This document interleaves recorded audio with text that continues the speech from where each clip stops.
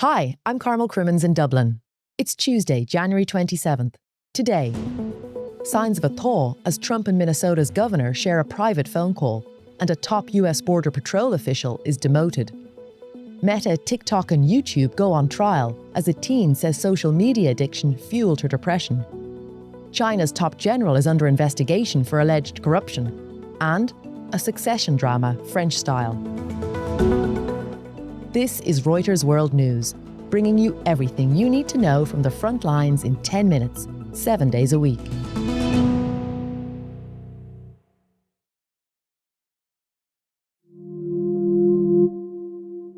Nobody in the White House, including President Trump, wants to see people getting hurt or killed in America's streets.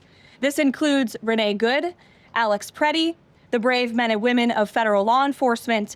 White House Press Secretary Caroline Leavitt reflecting a sharp reversal in tone. With public outrage mounting over the fatal shooting of Alex Preddy over the weekend, President Trump is now saying he's on a similar wavelength with the Democratic governor of Minnesota, Tim Walz, after what he describes as a very good call between them. Walz and other Democratic leaders fiercely oppose the immigration surge, which they characterize as a lawless invasion. And the man in charge of that surge, Gregory Bovino, is being removed from his role. Reporter Andy Sullivan covers US politics. You're seeing other moves by Trump that could be seen as de-escalating the situation.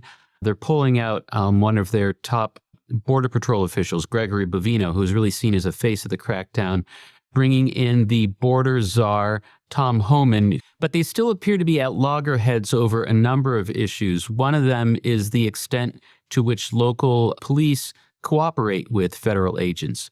There are many cities like Minneapolis that have specific orders not to cooperate with federal immigration agents. And that comes from a concern that if the local immigrant community sees police as a sort of the enemy, then they're less likely to call in things like domestic assaults and other crimes. There's been fierce blowback to the administration since the shooting on Saturday. And even a lot of Republicans are saying there needs to be a thorough investigation. Democrats are saying they're not going to be funding the Department of Homeland Security bill this week in the Senate, which means we could be looking at a government shutdown starting next week. And the political impacts are being felt beyond D.C. So there's a few warning signs we're seeing for Trump. One is polling.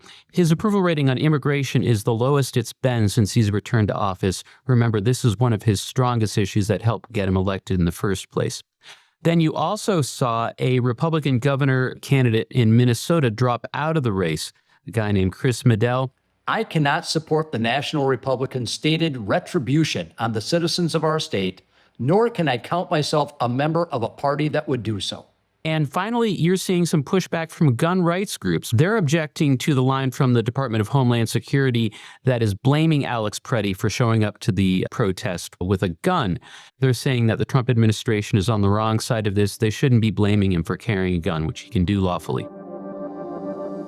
Israel has recovered the remains of the last hostage held in Gaza. In a statement, the Israeli military said the remains of police officer Ran Guvali, who was held in Gaza for more than 840 days, have been identified and will be returned for burial. The recovery fulfills a key condition of the initial phase of President Trump's ceasefire plan and could pave the way for reopening the Rafah crossing. That's Gaza's main gateway to the outside world.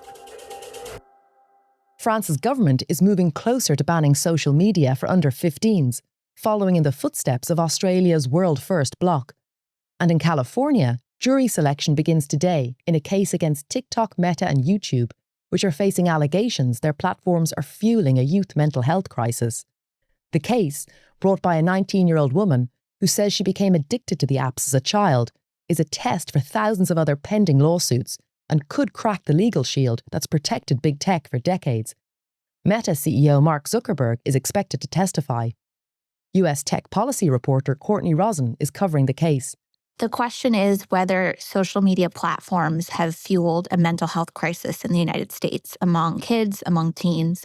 On one side, you have the social media companies who are saying that there's a law called Section 230. That law protects the companies from legal liability for the content that's posted on their platforms. On the other side of this, you have plaintiffs. In this case, it's a 19-year-old who said she became addicted to the company's platforms and that the apps fueled her depression and her mental health issues. The plaintiffs are going to try to argue that the tech companies have to face these claims in court and that the law doesn't shield them from that. Courtney says the stakes for social media companies in this case are high. A verdict against the companies would put a crack in that defense, and that's a defense they use across lots of litigation, across decades. And it would show that the juries are willing to hold the platforms themselves liable for what these issues are with teens. That's a big deal. To China, where President Xi Jinping's years-long corruption purge is now striking at the heart of his innermost circle. Over the weekend, it was announced that China's most senior general, Zhang Yuza, and another senior officer are under investigation for serious violations of discipline and law. Anthony Switkowski is in Beijing.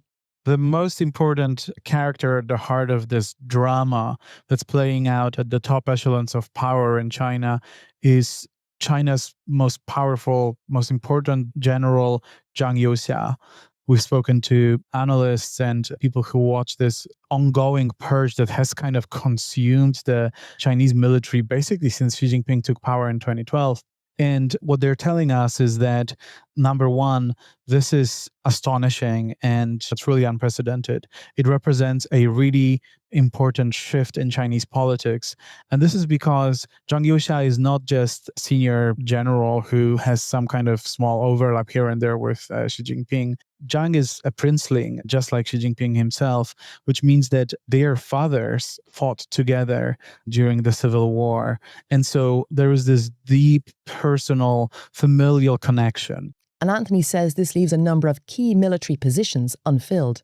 China's military is run by the 7-man Central Military Commission, and that commission, owing to all of these purges, right now has only 2 members left: the Supreme Commander, the Commander-in-Chief Xi Jinping, and his ally Jiang Zemin. So the secretive organization that the People's Liberation Army is, and its leadership is even more opaque than before. As the luxury giant LVMH prepares to publish its annual results later today, fears of a succession-like drama hitting the brand are growing among shareholders. Tassilo Hummel has been looking at the story to gauge why there's been an apparent shift in mood. What has changed now, essentially, is that to us it felt like a critical mass of investors would go on the record and voice their concerns. You're just sensing that the tone has shifted a little bit and people are a bit less tolerant of the company and its CEO leaving everybody in the dark about what possible succession could look like, which in itself doesn't come as a surprise because Bernard Arnault just extended his maximum age for a second time to 85. So in theory, he could be staying at the helm for another 9 to 10 years. Bernard Arnault's 5 children are involved in the running of his luxury empire, and their relationship is key to what happens when he leaves. I think everybody knows that as long as the different members of the family are collaborating, working towards the same aim, and cooperating, everything is fine. But if there are changes and if there are differences, then it could become really, really complicated. And just bear in mind, we are talking about a company that is worth around $350 billion right now, and half of it is owned by the family. So we are in the hundreds of billions of dollars when it comes to the worth of their equity stake in the business. For more econ and finance news, check out our sister markets podcast, Morning Bid, available wherever you get your podcasts. And we've got one more business story for you today. Actor Jennifer Garner's organic children's food company, Once Upon a Farm, is aiming for a valuation of up to $764 million in its US stock market debut. The company is planning to raise more than $200 million, but warns that trade barriers affecting Mexico and South America, where it sources much of its fruit and vegetables, could drive up costs.